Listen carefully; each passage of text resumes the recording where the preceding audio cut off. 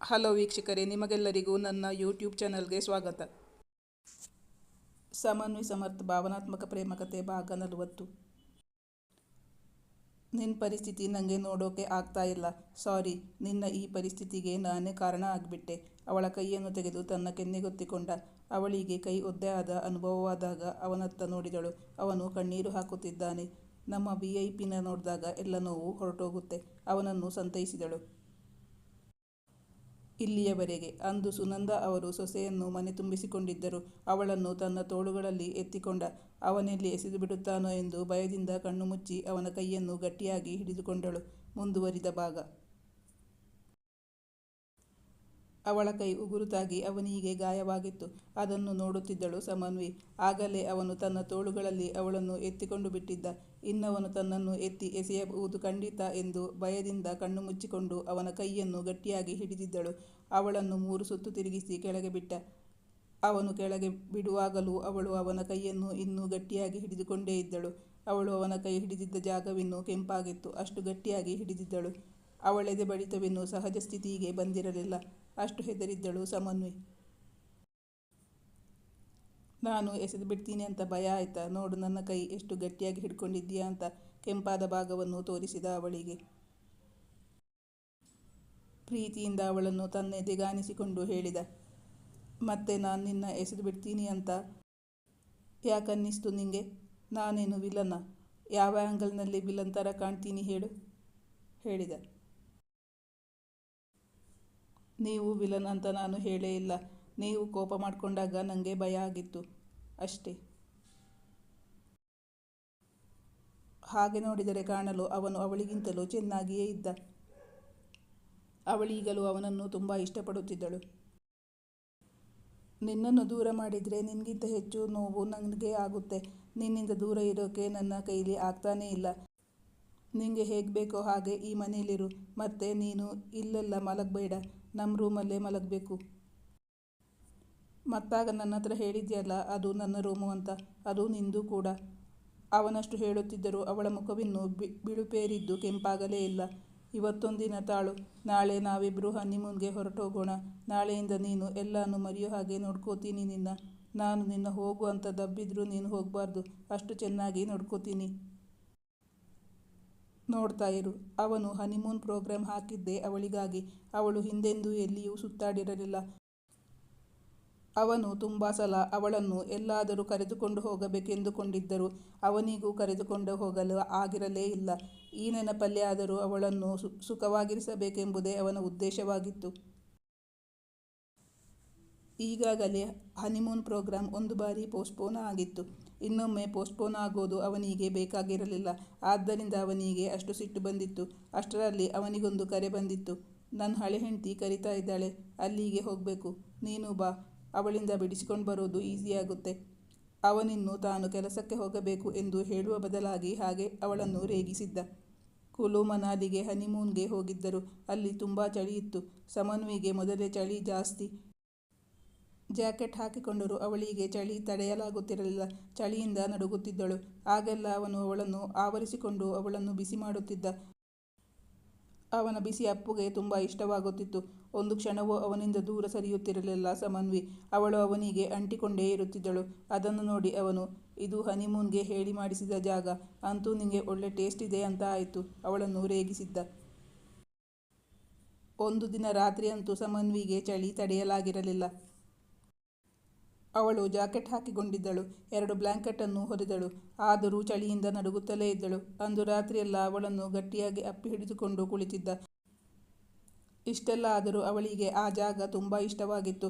ಏನು ಅಮ್ಮವರಿಗೆ ಇಲ್ಲಿಂದ ಹೋಗೋ ಮನಸ್ಸೇ ಇದ್ದಂಗಿಲ್ಲ. ಅಷ್ಟು ಇಷ್ಟ ಆಗಿದ್ಯಾ ಈ ಜಾಗ? ಹಾಗಾದರೆ ಇನ್ನೊಂದು ವರ್ಷ ಕಳೆದು ಸೆಕೆಂಡ್ ಹನಿಮೂನ್ಗೆ ಪ್ಲಾನ್ ಮಾಡೋಣವಾ? ಅವಳ ಕೆನ್ನೆ ರಂಗೇರಿತ್ತು. ನಾಚಿಕೊಂಡಳು ಹುಡುಗಿ. ಇಬ್ಬರಿಗೂ ಹೊಸ ಬದುಕು, ಹೊಸ ಅನುಭವ, ಹೊಸ ಜೀವನ. ಬದುಕೆಲ್ಲ ಸಿಹಿ ಜೇನಿನಂತೆ ಅನಿಸಿತು.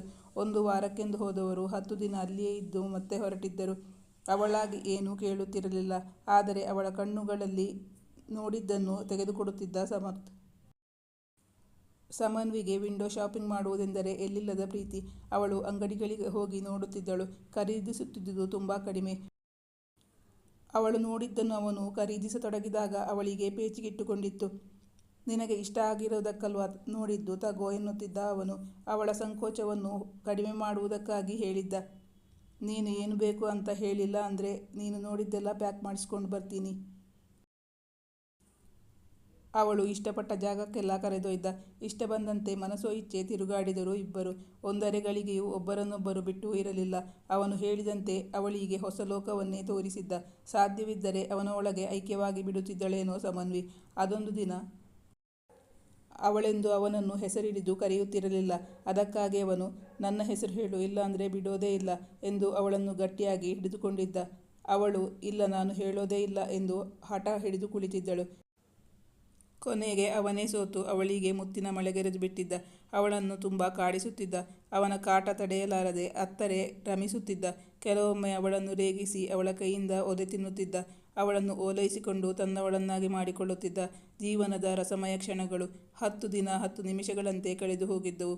ಅವನ ಪ್ರೀತಿಯಲ್ಲಿ ಮಿಂದು ಪುನೀತಳಾಗಿದ್ದಳು ಸಮನ್ವಿ. ಅವನು ಹೇಳಿದಂತೆಯೇ ಆಗಿತ್ತು. ಹನಿಮೂನ್ ಮುಗಿಸಿ ಬಂದ ಮೇಲೆ ಅವಳಿಗೆ ಅವನನ್ನಗಲಿ ತವರು ಮನೆಗೆ ಹೋಗುವ ಆಸಕ್ತಿಯೂ ಇರಲಿಲ್ಲ. ನಾನೇ ಕುತ್ತಿಗೆಗೆ ಕೈ ಹಾಕಿ ದಬ್ಬಿದ್ರೂ ನೀನು ಬೇರೆಲ್ಲೂ ಹೋಗಲ್ಲ, ಅಷ್ಟು ಚೆನ್ನಾಗಿ ನೋಡಿಕೊಳ್ತೀನಿ ನಿನ್ನ ಎಂದಿದ್ದ. ಅದು ಸತ್ಯವಾಗಿತ್ತು. ಹನಿಮೂನ್ ಮುಗಿಸಿ ಬಂದಾಗ 1 ರೌಂಡ್ ದಪ್ಪವಾಗಿ ಬಿಟ್ಟಿದ್ದಳು ಸಮನ್ವಿ. ಅಂತೂ ನಾನು ನಿನ್ನ ಚೆನ್ನಾಗಿ ನೋಡ್ಕೊಂಡಿದ್ದೀನಿ ಅಂತ ಆಯಿತು. ನಿಜ ಹೇಳಬೇಕು ಅಂದರೆ ನನ್ನ ಪ್ರೀತಿ ಸ್ವಲ್ಪ ಜಾಸ್ತಿ ಆಯಿತು, ಅದಕ್ಕೆ ನೀನು ದಪ್ಪ ಆಗಿರೋದು ಎಂದು ಅವಳನ್ನು ಗೇಲಿ ಮಾಡಿ ನಗುತ್ತಿದ್ದ. ದಿನಗಳು ಉರುಳಿದವು. ಅವರ ಮದುವೆ ಕಳೆದು 4 ತಿಂಗಳುಗಳೇ ಉರುಳಿದ್ದವು. ಅದೊಂದು ಭಾನುವಾರ ಬೆಳಗ್ಗೆ ಸಮನ್ವಿ ಮತ್ತು ಸಮರ್ಥ್ ಹೊರಗೆ ತಿರುಗಾಡಲೆಂದು ಹೊರಟಿದ್ದರು. ಅಂದು ಬೆಳಗ್ಗೆ ಏಳುವಾಗಲೇ ಸಮನ್ವಿಗೆ ಏನೋ ಆಲಸ್ಯ, ತಲೆ ತಿರುಗಿದಂತಾಗಿತ್ತು. ಆದರೂ ಹಾಕಿಕೊಂಡಿರುವ ಪ್ರೋಗ್ರಾಂ ಕ್ಯಾನ್ಸಲ್ ಮಾಡುವ ಮನಸ್ಸಿಲ್ಲದೆ ಹೊರಟಿದ್ದಳು. ಒಂದು 10 ಕಿಲೋಮೀಟರ್ ಚಲಿಸಿದ್ದರೇನೋ ಅವಳಿಗೆ ಹೊಟ್ಟೆಯಲ್ಲೇನೋ ಸಂಕಟ. ತಿಂದದ್ದೆಲ್ಲ ಮೇಲೆ ಬರುತ್ತಿದೆ ಎಂಬಂತಾಯಿತು. ಏನಾಗ್ತಿದೆ, ಹುಷಾರಿಲ್ವಾ? ಹಾಗಾದರೆ ಮನೆಗೆ ಹೋಗೋಣ ಹೇಳಿದ ಸಮರ್ಥ್. ಅವಳು ಸಂಕಟಪಡುತ್ತಿದ್ದಾಳೆ ಎಂದು ಗೊತ್ತಾದಾಗ ಅವಳನ್ನು ತನ್ನೆದೆಗೆ ಒರಗಿಸಿಕೊಂಡ. ಇವತ್ತು ಬೆಳಗ್ಗೆ ಎದ್ದಾಗಲೇ ಯಾಕೋ ತಲೆ ಸುತ್ತಿ ಬರ್ತಿತ್ತು. ಮತ್ತೆ ಆಗಲೇ ಹೇಳೋದಲ್ವ ನನ್ನ ಹತ್ರ, ಡಾಕ್ಟರ್ ಹತ್ರ ಹೋಗಿ ತೋರಿಸ್ಕೊಂಡು ಬರೋಣ. ಬೇಡ, ಮನೆಗೆ ಹೋಗೋಣ. ಅಷ್ಟರಲ್ಲಿ ಅವಳು ವಾಂತಿ ಮಾಡಿಬಿಟ್ಟಳು. ಫುಡ್ ಏನಾದರೂ ಅಪ್ಸೆಟ್ ಆಯಿತಾ? ಹೋಟೆಲಲ್ಲಿ ಏನೂ ತಿಂದಿಲ್ವಲ್ಲ? ಸಮನ್ವಿಗೆ ಅರ್ಥವಾಗಿತ್ತು. ಆದರೆ ಅವನಲ್ಲಿ ಹೇಳಲು ನಾಚಿಕೊಂಡಳು. ಅವನು ಅವಳಿಗೆ ಬಾಯಿ ತೊಳೆಯಲು ನೀರು ಕೊಟ್ಟ. ನೀರು ಬಾಯಿಗೆ ಹಾಕುತ್ತಿದ್ದಂತೆ ಮತ್ತೊಮ್ಮೆ ವಾಂತಿಯಾಯಿತು. ಅವಳಿಗಿಂದು ತುಂಬ ಆಯಾಸವಾಯಿತು. ನೀನೇನು ಹೇಳಿದರೂ ಮೊದಲು ಡಾಕ್ಟರ್ ಹತ್ರ ಹೋಗಿ ಬರೋಣ. ನನಗೆ ತುಂಬ ಆಯಾಸವಾಗ್ತಿದೆ, ಮಲಗಬೇಕು ಅನ್ನಿಸ್ತಿದೆ ಎಂದಳು. ಅವನು ಅವಳಿಗೆ ಕಾರಿನ ಹಿಂದಿನ ಸೀಟಿನಲ್ಲಿ ಮಲಗಲು ಸಹಾಯ ಮಾಡಿದ. ಅವನಿಗೆ ತುಂಬ ಆತಂಕವಾಯಿತು. ಒಂದು ದಿನ ತಲೆನೋವು ಎಂದು ಕೂಡ ಮಲಗಿದವಳಲ್ಲ ಸಮನ್ವಿ. ಅಂಥ ಹುಡುಗಿಗೆ ಇವತ್ತು ಏನಾಯಿತು ಎಂದು ಆತಂಕಗೊಂಡಿದ್ದ. ನಂಗೇನಾಗ್ತಿದೆ ಅಂತ ನನಗೆ ಗೊತ್ತು. ಮೊದಲು ಮನೆಗೆ ಹೋಗೋಣ, ನಾನು ಮಲಗಬೇಕು. ಅವಳು ಹಠ ಮಾಡತೊಡಗಿದಳು. ಮನೆಗೆ ಬಂದರು. ಅವಳನ್ನು ಬೆಡ್ ಮೇಲೆ ಮಲಗಿಸಿದ. ನಂಗಿಲ್ಲಿ ತುಂಬ ಟೆನ್ಷನ್ ಆಗ್ತಿದೆ. ನೀನು ಒಗಟೊಗಟಾಗಿ ಹೇಳಬೇಡ.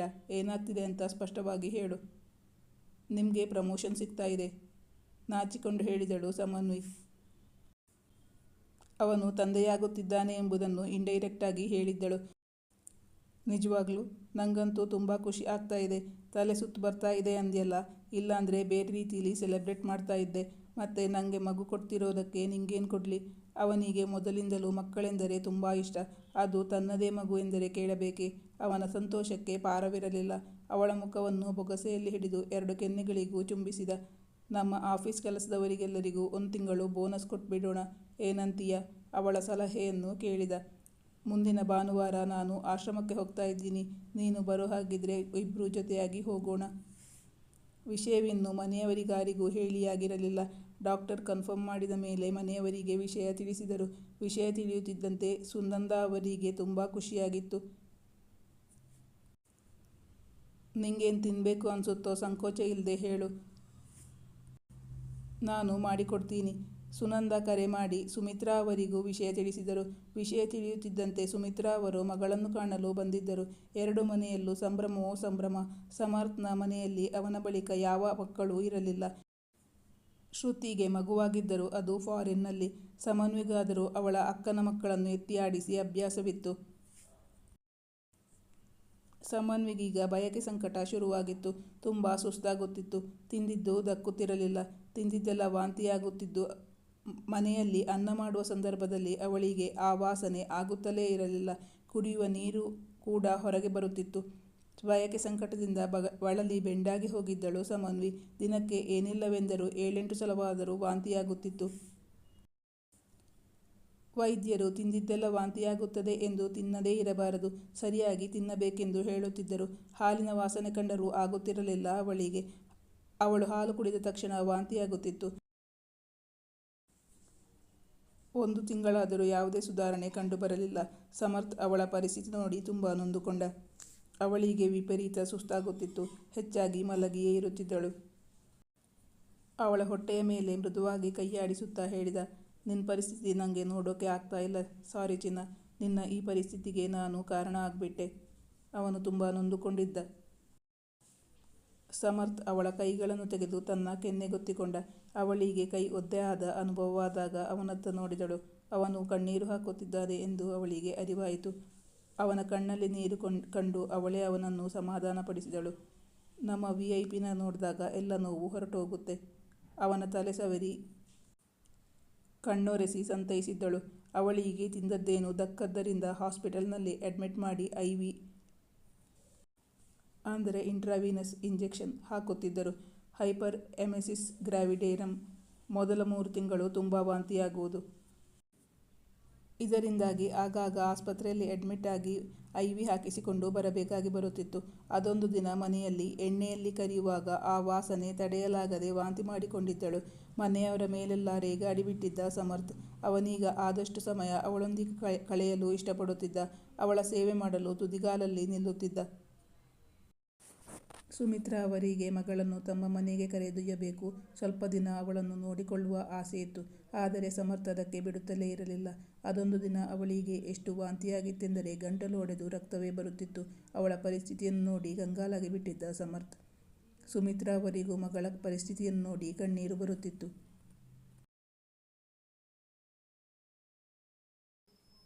ಮುಂದಿನ ಸಂಚಿಕೆಯಲ್ಲಿ ಮುಂದುವರಿಯುವುದು.